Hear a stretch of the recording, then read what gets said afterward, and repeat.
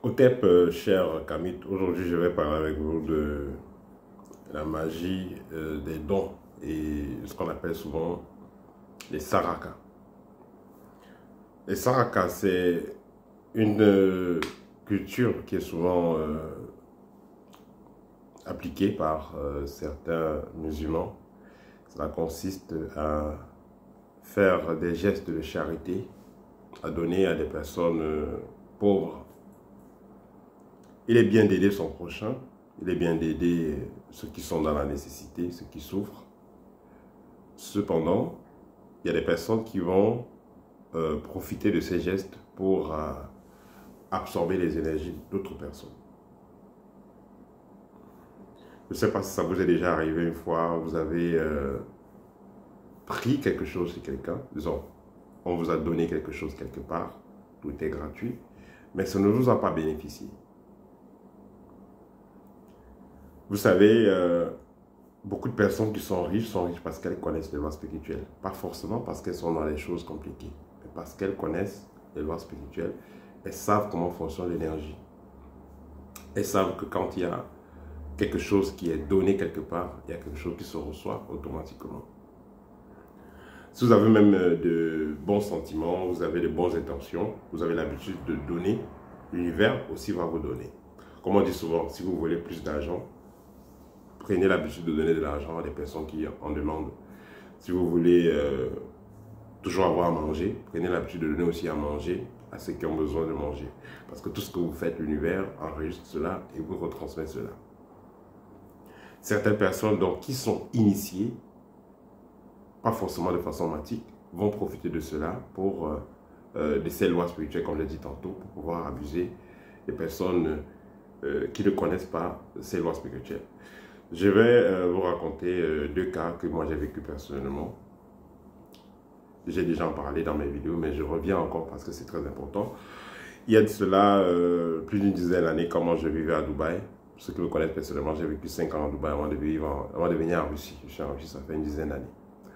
Alors, avant de venir en Russie, quand j'étais à Dubaï, il y a un moment, mes camarades et moi, on va dire mes collègues de travail et moi, on avait décidé d'économiser un peu. C'était la période de Ramadan et on avait décidé d'aller dans un carrefour qui n'était pas à côté, qui n'était pas très loin de la maison autant que moi. Moi, je vivais dans un endroit près duquel chaque période de Ramadan, il y avait un bœuf qui était égorgé. Donc, qu'est-ce que le roi de Dubaï faisait? Et qu'est-ce qu'il a même pour habitude de faire quand c'est la période du Ramadan? On va sacrifier chaque jour un bœuf et des poulets dans chaque carrefour qui seront sélectionnés. On choisit peut-être 5 ou 10 carrefours dans la ville où les musulmans vont se recueillir. Il y aura donc le programme, il y aura donc la prière, après il y aura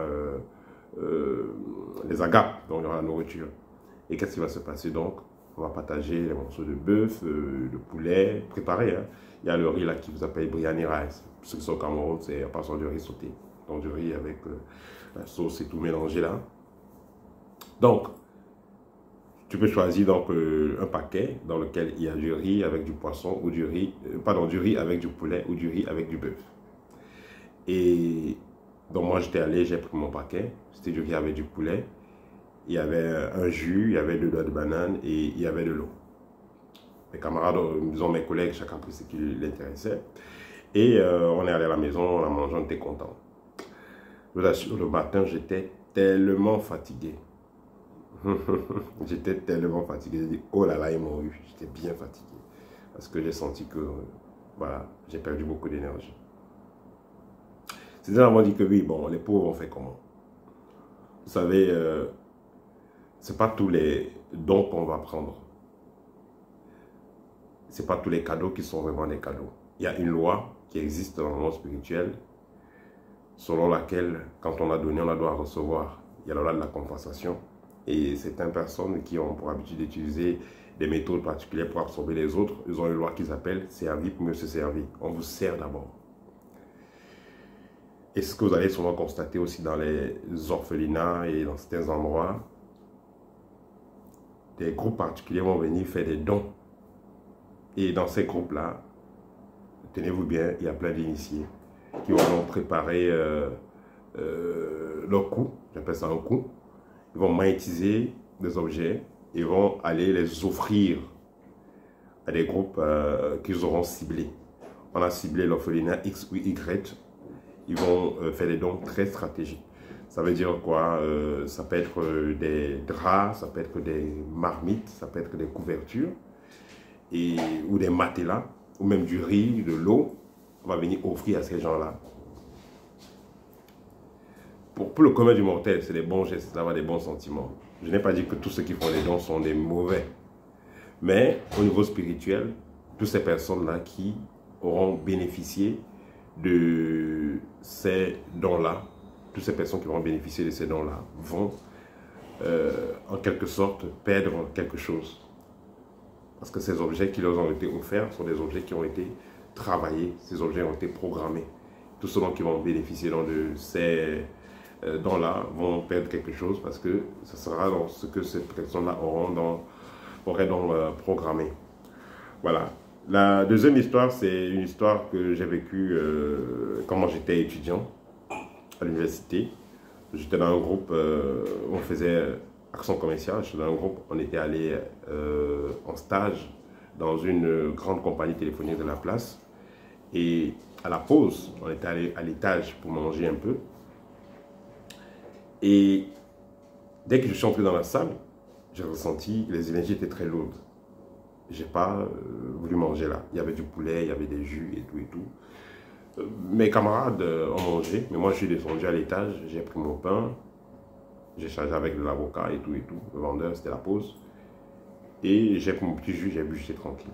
Le lendemain, il y en a qui ne sont pas venus parce que le ventre faisait mal, parce que d'autres avaient la diarrhée et tout ça. Donc, énergétiquement, ils avaient été pompés. Voilà.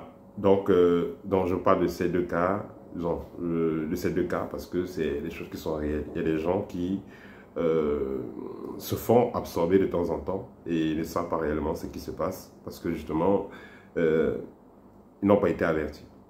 Donc vous, en tant qu'abonné de cette chaîne, il faudra faire très attention quand vous décidez d'aller manger dans un endroit X ou Y. Et c'est pareil, parfois dans certaines cérémonies, vous n'êtes pas obligé d'aller manger. Si vous ne ressentez pas cela, n'allez pas manger. Il y a en France, par exemple, les restaurants du cœur. Il y a aux États-Unis, au Canada, il y a des organisations pareilles qui font presque la même chose. C'est-à-dire que vous n'avez pas de quoi manger. Vous venez prendre des paquets de riz, vous venez prendre des bouteilles d'eau, vous venez prendre à manger.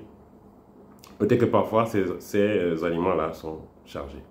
Quand vous êtes dans un pays où le gouvernement, c'est un gouvernement des personnes qui font partie des loges, tenez-vous bien, de pareils dons seront généralement programmés. Pareil, que ce soit la maison que l'État va vous donner, que ce soit des enveloppes qu'on va vous donner, c'est pas généralement dans certains cas même, c'est de l'argent qu'on va vous donner en espèces. Vous venez en espèces, on vous donne de l'argent. Donc, vous allez vous rendre compte de quelque chose, c'est que plus vous recevez des dons, plus vous recevez des dons, des cadeaux de l'État ou de certains groupes, plus vous avez du mal à rejoindre les deux bouts. Vous recevez, mais vous ne faites rien avec. Donc, j'aimerais vous inviter, chers abonnés, chers Camille, à faire très attention à là où vous partez prendre des choses gratuitement. Dans certains cas, moi je conseille souvent, si vous avez pris des choses chez X ou Y, et vous sentez que ce n'est pas clair, prenez le temps de décharger ce qu'on vous a donné. Il y a des méthodes banales, simples. Voilà, du sel, vous avez pris, on vous a donné de l'argent, vous mettez dans du sel, vous attendez quelques 9 jours avant de commencer à utiliser, par exemple. On vous a donné, voilà, on vous a donné des vêtements, ou on vous a donné à manger. Là, c'est compliqué. Faites l'effort de ne pas prendre ce type de cadeau-là. Si vous êtes vraiment, vraiment coincé et vous dépendez d'une aide de X ou Y, vous devez faire de votre mieux pour pour passer à autre chose. Parce que tant que vous avez accès sur cette aide-là, ils auront accès sur vous au niveau spirituel. Voilà, il y a un cas que moi j'ai vécu quand moi j'étais au lycée. Il y a un groupe, je ne veux pas appeler le nom, vous savez, c'est un groupe, c'est des organisations populaires qui font des dons. il y a un groupe qui était venu au lycée et ils ont offert des garnitures pour filles. Donc, vous savez, les serviettes hygiéniques, les jeunes filles là, ils ont offert ça. C'est le cadeau qu'ils ont choisi pour offrir aux jeunes filles. Ce type de don aussi, c'est pas très net. Ça pourrait avoir des conséquences plus tard sur l'énergie sexuelle de ces jeunes filles-là. Donc, ce sont des cadeaux sur lesquels il faudra faire attention. Donc, pour conclure ce partage, il faudra éviter d'être dépendant, arrêter d'aller manger n'importe où, aller demander à n'importe qui. Parce qu'il y a des personnes, tant qu'elles vont vous donner ce que vous allez demander, vous n'allez rien faire avec. Donc autant mieux, à un moment donné, se concentrer sur soi et se concentrer beaucoup plus sur le service. Donc ce que vous allez recevoir, ce qu'on reçoit généralement dans la vie, dépend de qu'est-ce qu'on est capable de donner. Je ne dis pas ici que si vous voulez 1000 francs, vous devez donner 1000 francs. Non, vous voulez 1000 euros, donnez 1000 euros. Non, c'est dans le sens où vous devez apprendre à produire le service. Parce que votre service, le service aussi a un prix. Vous devez apprendre à être utile. Il y a des personnes, par exemple, elles vont passer le temps à demander de l'aide. Aide-moi avec ça, voilà, aide-moi avec ci, aide-moi avec ça. Pensez aussi à qu'est-ce que vous pouvez apporter à ces gens-là. Vous avez un tonton, il vient en Europe, il vient d'un pays X ou Y, il est même bien placé au pays, mais il ne vous aide jamais. Pourquoi il ne vous aide jamais? Parce que vous ne lui servez à rien. Vous avez quelqu'un que vous avez fait longtemps sans voir la personne. Qu'est-ce que nos parents faisaient? Quand il y a un oncle, il y a quelqu'un qui est important qui vient, on peut l'offrir voilà, un gibier, on peut l'offrir le pangolin, je ne sais pas trop, un gibier, on peut l'offrir, voilà, on peut l'offrir un régime de bananes. Bref, on lui a donné quelque chose. On a donné quelque chose. Et après maintenant, il peut vous dire, bon, qu'est-ce que je peux faire pour toi? Parce que vous avez déjà donné. Parce qu'il faut comprendre que ceux qui réussissent la vie, ceux qui atteignent un certain niveau social, c'est parce qu'elles ont compris à un certain niveau, elles ont compris comment fonctionne la vie, elles ont compris comment fonctionnent les règles, les lois spirituelles. Et la résistance, c'est que ces personnes sont bien placées dans la société. Elles sont bien financièrement, parce qu'elles ont compris comment fonctionne ça. Si elles n'avaient pas compris, elles devraient rester pauvres. Donc, si elles sont à ce niveau, ça veut dire qu'elles ont une certaine maîtrise. Et si vous venez donc avec le langage que ces personnes comprennent, ils vont vous aider. Le langage que ces personnes comprennent, c'est le langage du service. Vous avez vu votre tonton, vous avez un ami d'enfance et tout. Il est déjà à un niveau social. Il est bien. Vous savez que celui-ci pèse lourd. Vous voulez son aide. Soyez aussi prêt à apporter quelque chose en avance. Ah, mon frère, je t'ai apporté ça. Oh, on t'a gardé ça. Voilà, on a prévu ça pour toi. Là, c'est intéressant. Là, il aura le sourire et il va sourire. Il sera prêt à vous aider. Et si vous venez là, ah, aide ma femme, aide mon enfant, aide ceci, aide cela. Il ne peut rien faire pour vous. Au trop, peut-être c'est 10 euros, 15 euros qu'il va faire pour vous. Donc, il faut comprendre que quand vous voulez recevoir quelque chose, soyez aussi prêt à faire quelque chose d'important pour la personne. Voilà. Donc, cette balance-là, gardez cette balance-là. Vous avez des gens, par exemple, les invités à un anniversaire, à une cérémonie, à une fête et tout. Ils viennent bras ballants. Ouais, ils viennent bras ballants, ils n'apportent rien. Ils viennent seulement prendre. Et quand vous allez voir dans certaines communautés, quand les personnes viennent à une cérémonie, ils apportent quelque chose. Par exemple, je vais prendre le cas, je parle du cas de la Russie, par exemple. Vous avez un mariage, vous allez dépenser peut-être 3000 euros pour un mariage, par exemple. Il se peut, il est très probable que la même cérémonie, vous recevez 3 millions. Comment ça se passe? Ceux qui viendront avec des enveloppes. Votre frère vient, voilà 200 euros. Le collègue, voilà 100 euros. Tout le monde apporte une enveloppe. Et c'est la culture. Là, c'est très important. Il faut copier aussi ce qui est bien. Ce n'est pas que, bon, il y a l'anniversaire, chacun prend le cure-dent, nettoie les dents. Et voilà, et ça prête bien. Nous allons aller même se purger. Vous venez bien manger. Non, c'est pas comme ça.